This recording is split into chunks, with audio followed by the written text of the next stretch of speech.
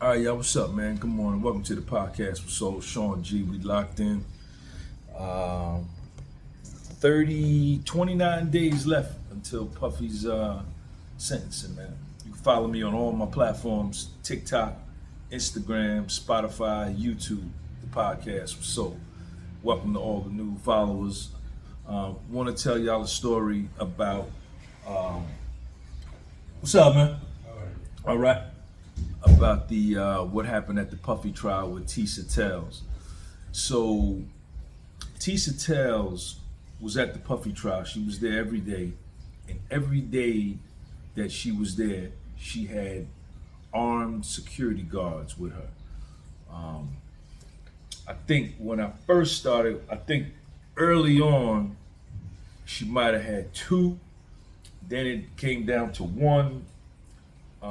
And I think the last day she maybe had two. But anyway, she had armed security every day.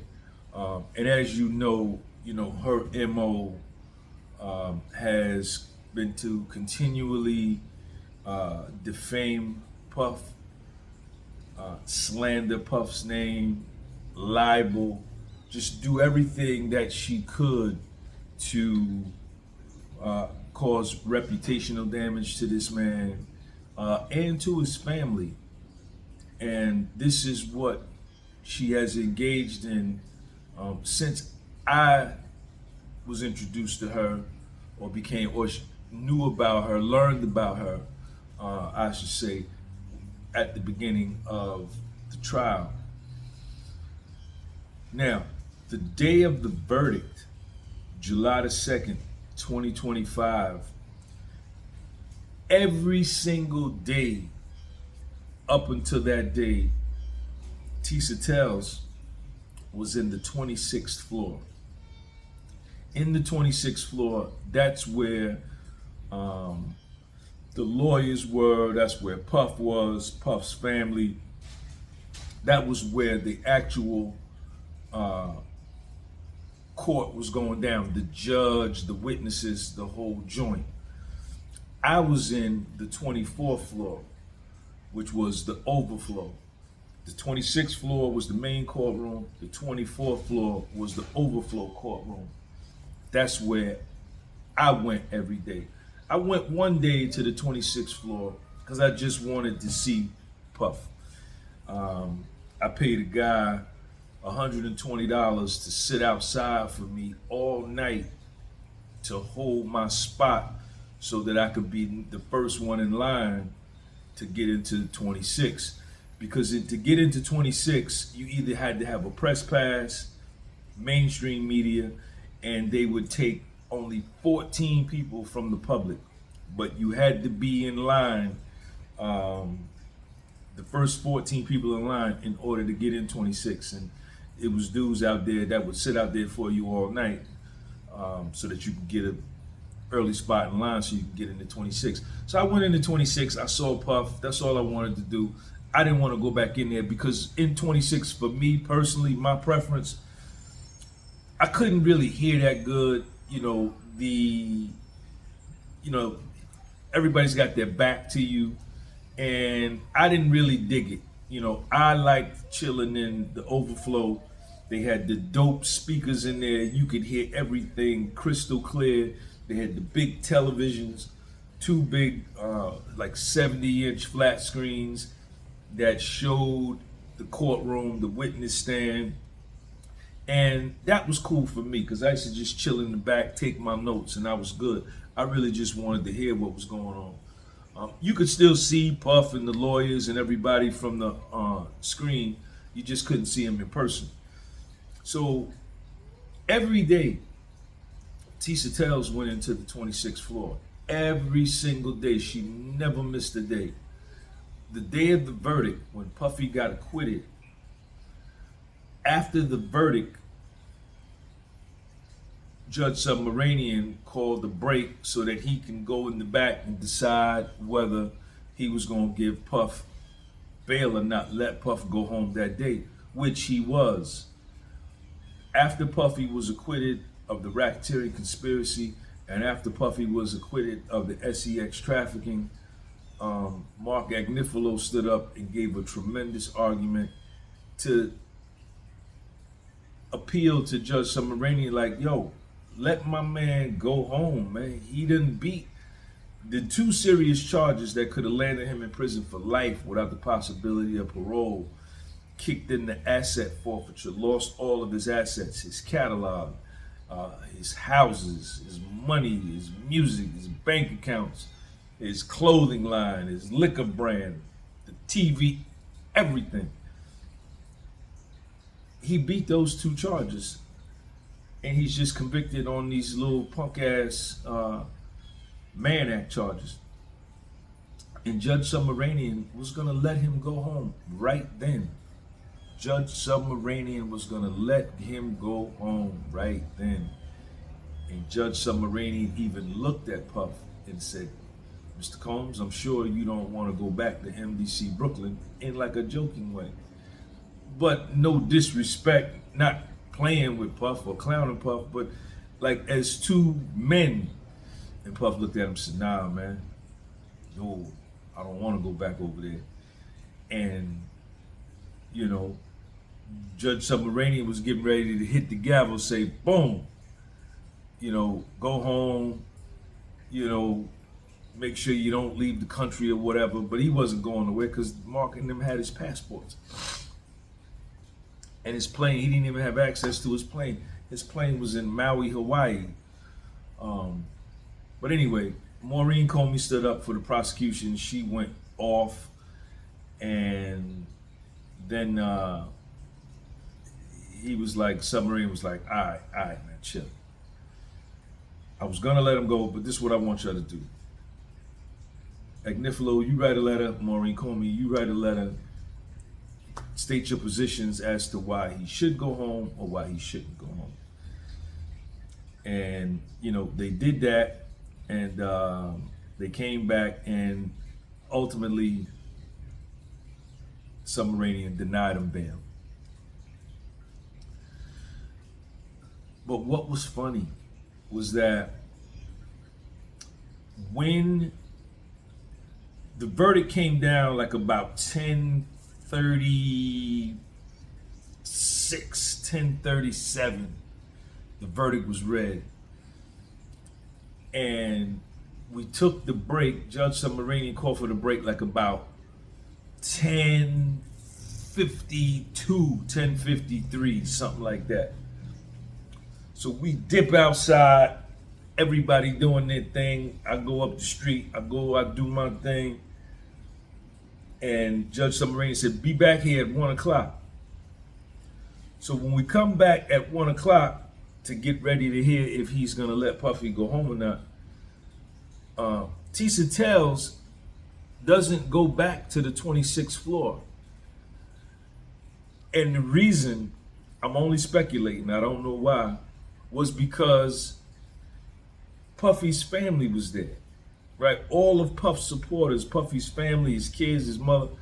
And I think she was too embarrassed to face that she lost, that all that she had done to bring this man down didn't work. So the bitch ended up in the overflow on the 24th floor. I came back in the courtroom. I had went up the street, did my live. I came back, I looked down, I see her right there. So I'm looking at her like this. And she looking at me, and boom, out of the blue, another YouTuber, because none of the majority, let me say the majority, because some people did rock with her, the ones that hated Puff, but the majority of the vloggers, the TikTokers, the YouTubers, the Instagrammers, the Facebookers that were covering the case didn't really dig her. They didn't like the fact that she was in the courtroom with us, hearing the same testimony that we heard, yet she would come out and say something totally different from what was said in the courtroom, slanted toward incriminating Puff from the public perception standpoint and saying something totally different. So a lot of people didn't like that about what she was doing. A lot of us in the YouTube community and the YouTubers and the TikTokers and the social media reporters, all of us that were there, we dictated that trial. We destroyed mainstream media. They were just late. Mainstream media couldn't do nothing with us. We set the tone for that trial. We impacted that trial. We were the primary sources of information for people around the world. They wasn't really waiting for mainstream media because they knew that mainstream media was against Puff. And because they used to tell me all the time, they say, Sean, what you saying, they not saying on the mainstream media. And so a lot of the YouTubers didn't really dig her. So she's in the overflow and she's in a beef with this other brother from black dude from, I think my man was from North Carolina. Him and Tissa Tails is arguing, going at it, verbally.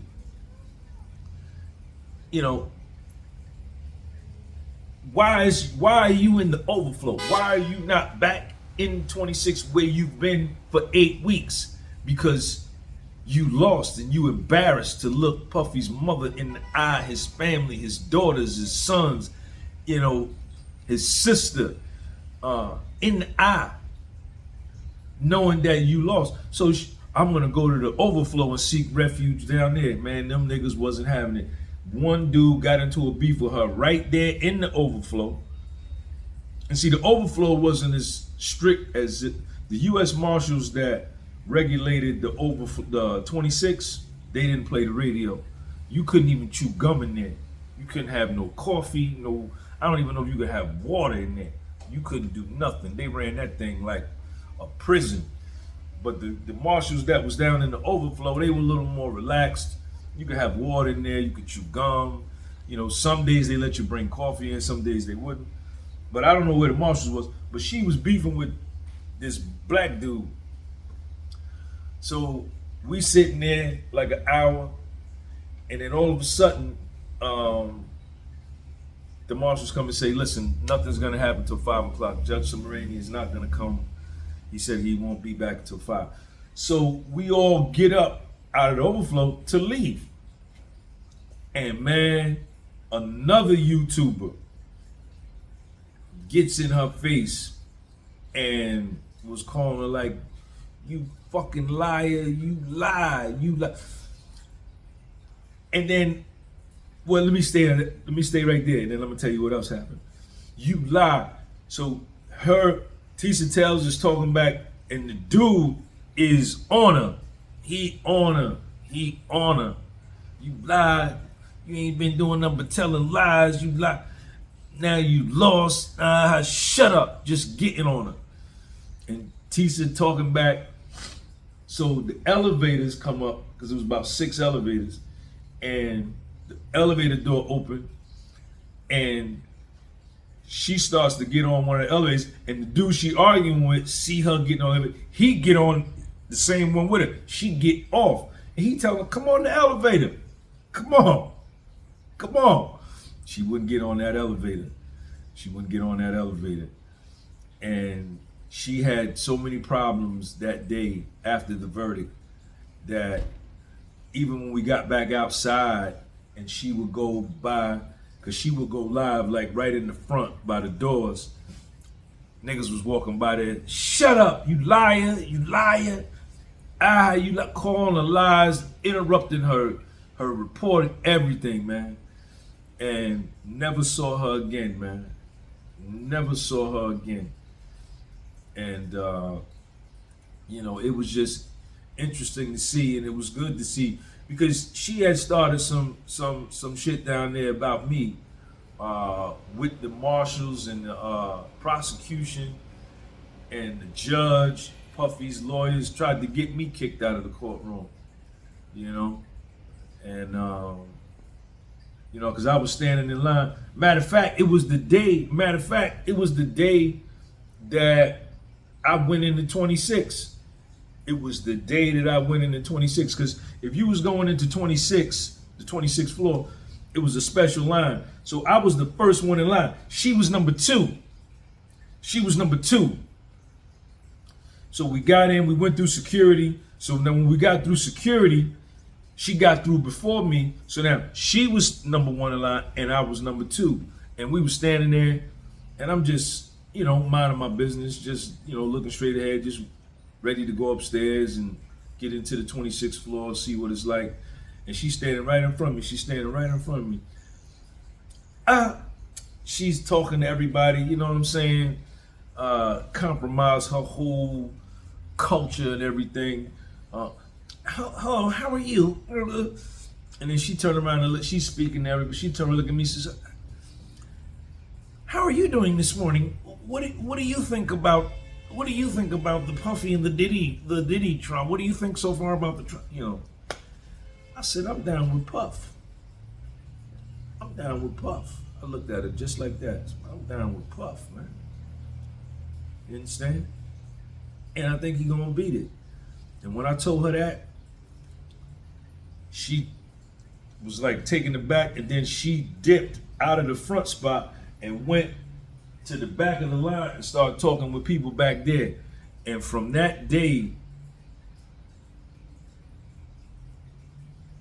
rumors was getting back to me with other people, other YouTubers, TikTokers, and Instagrammers telling me like, yo, Sean, they said that you doxed Mia's name, you exposed Mia's real name, and you know they're gonna kick you out. The prosecution found out, the judge found out, and sure enough, they talk about me in the transcript. I'm in the Puffy transcript, man, for this particular reason. And I went home, I came home, and I said, man, they're not gonna let me back in there, right? And she had been, Tissa Tails and these other black girl reporters from other channels, they was already like dissing me, right? And you know, when I went into 26, one of them was like, I forget which channel that black goes with. What is he in here for? Talking about me, what I'm in there for. Bitch, I'm in here the same reason why you in here. Fuck is you talking about? And so they were trying to get rid of me because I was such a pro Puffy. You know, I was a proponent of Puff and his innocence. And I was more than anything, I was more into reporting the witness testimony, the cross-examination and direct examination as it happened. I was giving that back to the people through this YouTube channel. And none of them were doing that, right? They were all doing selective reporting. Most of the mainstream media and Tissa Tails, all they were reporting was the direct examination, which is when the prosecution examines the witness on the stand. And they say everything in the world under the sun to make Puff look like a piece of junk, some trash, a monster. But then when Puffy's attorneys will come after the direct examination and cross-examine the witnesses, it would just blow the prosecution's case out of the water. And I was reporting that side as well, and nobody else was doing that. And that was what was changing the public perception about Puff, was when I started reporting the cross-examination. Up to that point, nobody was doing that. Nobody had the courage to even say that they were pro-Puff. I was the first nigga down there saying that out of everybody from day one. So, you know, when I saw what they were trying to do to get me barred from the courtroom, I came home, I came here, I made a video, and I just like sat on it, right? I said, Sean, don't get in no static. just keep on doing your thing. But every day I would go to the courtroom, people would say, Sean, they say they kicked you out. I would be in the cafeteria. Sean, I heard they kicked you out. I said, well, you see me here in the goddamn cafeteria eating. And I just said, you know what? I'm going to release that video. And I released a video about Tissa Tails, and the fact that she was the one that exposed Mia's real name on her channel. But they was trying to put it on me. And, you know, that was my experience with her. And I didn't even talk to her, even look at her no more. And she wouldn't talk or look at me either. You know what I'm saying? But excuse me, they chased her out of New York. They chased her out of the courtroom. When she came to the overflow, they was on her. She had about 3 beefs just in like 10 minutes from the social media crew. You know, because it was a lot of social media crew down there. It might have been about 30 or 40 of us down there on any given day. Some would be outside just going live the whole trial, the whole day, wouldn't even come in the courtroom. Some like myself, you know, I would go in the courtroom, get the information, come out, go live at lunch, go back in for the afternoon session, come out, go live again in the afternoon. And we destroyed mainstream media with that trial. Social media impacted that trial and helped Puff as far as public perception is concerned, and perhaps maybe as far as the jury and the jurors, because I'm sure the jurors were watching a lot of that content too. So that's what happened. Tissa Tails got stepped to. She got ran out of the overflow, and she had big problems. She punked out going back into the 26th floor to face Puffy's family, because Puff got acquitted, thinking she could seek refuge and safety in the overflow. And them niggas was on her head, stepped to her as soon as she stepped in the overflow, ran her out of there. She would go down, try to go live. They was going by, shut up, liar, shut up, shut up. And she had the security guard. It was, but that's who this girl is, man. That's who this girl is. Peace.